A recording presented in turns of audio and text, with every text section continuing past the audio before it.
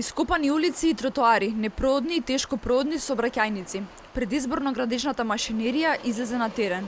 Експертите велат, ваквата слика вообичаена пред избори, но активностите се задоцнети. Реагира и антикорупцијска комисија. Телевизија 24 направи обиколка во главниот град, односно во градските општини, каде можеше да се забележи дека се работи на голем број локации. Изборниот законник е јасен, забранети се нови градежни активности во изборен период, велат од антикорупцијска комисија. За жал ние не можеме конкретно да преземеме некакви мерки, заради тоа што тие се така успешно и умешно, повеќе би рекла, темпирани да се случат во овој период и да бидат согласно со законот.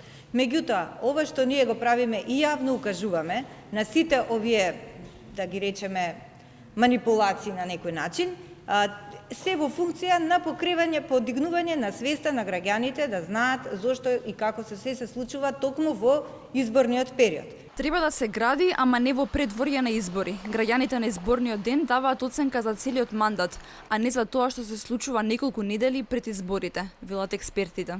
За одредени случаи каде што сметаат дека изминатите години работеле со едно темпо, а последната година или последните месеци го дуплирале, триплирале или многу пати го зголемиле темпото на работа, должност ми е да потенцирам дека резултати нема да видат на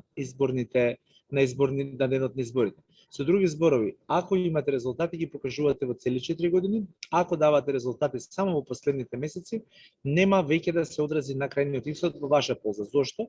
Веќе 30 години независност, неколку кратни локални избори покажаа дека всушност времето бара постојано вклучување на граѓаните, постојана работа за нив и постојани резултати.